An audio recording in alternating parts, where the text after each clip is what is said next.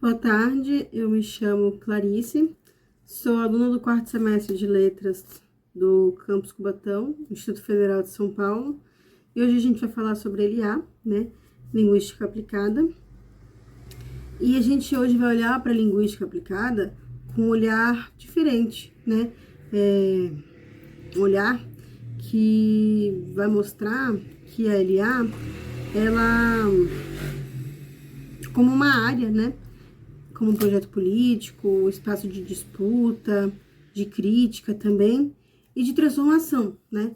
Principalmente de perguntas, né? A LEA, ao contrário, né, do que muitas pessoas pensam, ela não nasce de algo estático, né? Ela não tem fronteiras bem nítidas, na verdade, porque ela é vive de movimento, né? Ela é uma coisa mais, vamos dizer assim, mais livre, né?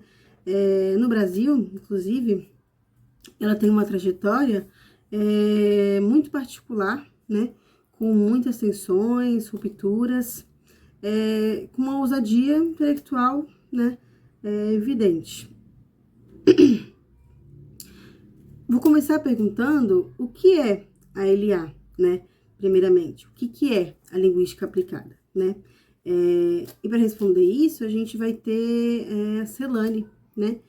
A Celane ou Celane, que em 92, ele diz que a linguística aplicada, ela não é simplesmente aplicar as teorias da linguística, né? Para resolver os problemas. A visão dela quebra aquela ideia de que ele é uma área servil, né, subsidiária. Ela também defende que a LA, ela estuda os problemas reais, né, de linguagem e sempre contextualizados, né. Ela diz também que a LA, ela é interdisciplinar por natureza, porque os problemas reais, eles não cabem, né, só numa teoria, né. E também ela disse, sobretudo, que a LA, ela trabalha com mediação, né? Um olhar sensível, reflexão crítica sobre, né, as nossas práticas sociais. A LA, ela já completa 60 anos, né? E Menezes e Gomes, eles dizem que... Eles mostram que a LA, ela teve 3 grandes viradas históricas, né? A primeira fase é a fase tecnicista, que é o foco, né, no ensino de línguas, que é muito influenciado pela linguística estrutural, né? Já a segunda fase é a fase comunicativa, que é quando a língua, ela passa, né, a ser vista como interação, e já a terceira fase é a fase crítica e indisciplinar, que é quando a LA, ela assume seu caráter político, problemático e social, né? E esse percurso, ele mostra que a LA, ela é uma área viva, né? E que ela muda conforme a sociedade muda, né? A questão dela no Brasil, Amorim, ele argumenta que a linguística aplicada no Brasil, ela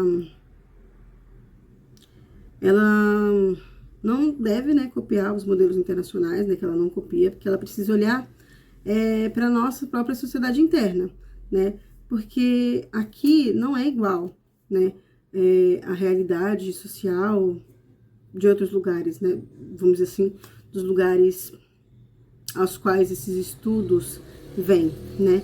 Ele diz que a LA, no Brasil, ela precisa olhar as escolas, as desigualdades sociais dentro da nossa sociedade, o nosso plurilinguismo, né, que é invisibilizado, também as nossas tensões raciais e coloniais e as nossas práticas sociais, né.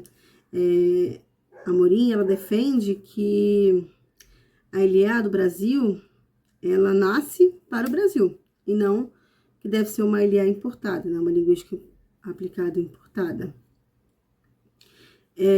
As convenções indisciplinares, com essa ideia de ser brasileira, começa a entrar numa camada das convenções indisciplinares, né? Onde autores, né, que vão dos anos 90 aos 2000 e transformaram, né, a LA no espaço de crítica brasileira, né? No espaço crítico de ruptura e intervenção. Nos anos 90, a gente tem o Pennycook, que ele teve ali presente num dos marcos, né? Ele foi um marco na Ilha Crítica, onde ele diz que ensinar uma língua nunca foi, tipo, neutro, né? Que envolve muitas coisas, né? Como o colonialismo, o poder, as desigualdades, principalmente ideologias, né? A língua sempre vai ter um lado político, uma ideologia, né? E para ele, a LA, ela precisa ser crítica, né? Ela precisa olhar para quem se beneficia dessas práticas linguísticas, né? Ele também diz que é preciso resistir à ideia de que a língua, ela é só comunicação, né? Ele introduz a ideia de que a LA, ela deve questionar sempre, né? Já o Kleiman, sobre o Estatuto Disciplinar da Linguística Aplicada, ele dizia que a LA, ela não cabe numa disciplina tradicional, né? E é por isso que ele fala do Estatuto Disciplinar, né? Ele diz que a linguística aplicada, ela não é linguística, né? Não é educação e não é psicologia. Ela é tudo isso junto, né? Tudo junto, misturado, e ela tá sempre em movimento, né? A indisciplinaridade, para ele, significa romper essas fronteiras, né? Usar diversas teorias, mas sempre também para compreender os problemas sociais concretos, né? As disciplinas e as transdisciplinaridades, o Evansen, acho que é esse o nome, ele amplia esse olhar, né? Ele já diz que a LA, ela precisa ir além, né, da interdisciplinaridade e produzir uma transdisciplinaridade, né? A interdisciplinaridade junta disciplinas. Já a transdisciplinaridade, ela transcende as disciplinas. Ou seja, para ele, aí ela não precisa pedir licença, né? Às áreas para pensar seus problemas, né? Signori diz que a LA, no Brasil, ela nasceu meio residual, né? Meio à margem. Mas é exatamente por isso, né, que ela não pode que ela pode se tornar, na verdade, múltipla e complexa, porque ela assume que a área a Signori, que a área, ela tem um certo caos produtivo, né? E que esse caos, ele é fonte para uma força teórica e metodológica, né? Sobre a transdisciplinaridade, Moita, Lopes e Celani, eles reforçam que a transdisciplinaridade, ela não é só bonitinha, né? Ela é necessária, porque os problemas reais, eles têm muitos lados, né? Um exemplo, ensinar inglês numa escola pública no Brasil, envolve política linguística, identidade, cultura, ideologia, raça, tecnologia e economia, né? Nenhuma disciplina, ela dá conta disso, né? Já nos anos 2000, começa uma parte muito densa, né? Onde a gente entra nos textos, né, da coletânea Por uma LA Indisciplinar, onde Moita, ele defende, né, uma LA mestiça, uma LA híbrida que é atravessada, né, por diferentes culturas identitárias. Para ele, a LA, ela é sempre ideológica, né, porque ela trata de práticas sociais. Já Fabrício, ele vê a LA como um espaço de desaprender, né, desaprender certezas, normas, verdades fixas, né. Ele diz que o pesquisador, ele precisa se colocar em estado permanente de pergunta, né.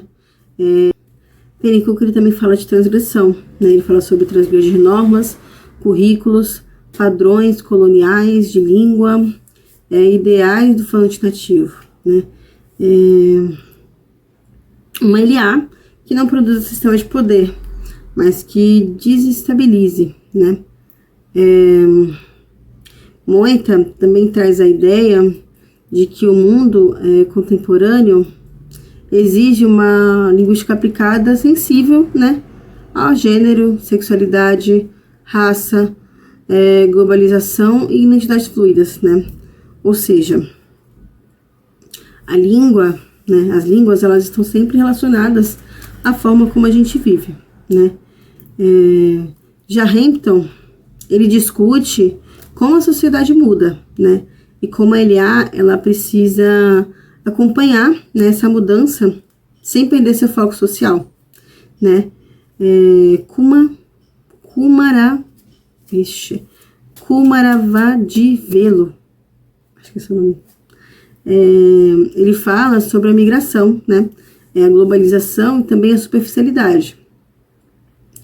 Ele mostra que a língua, ela é mobilidade, trânsito e mistura, né? Já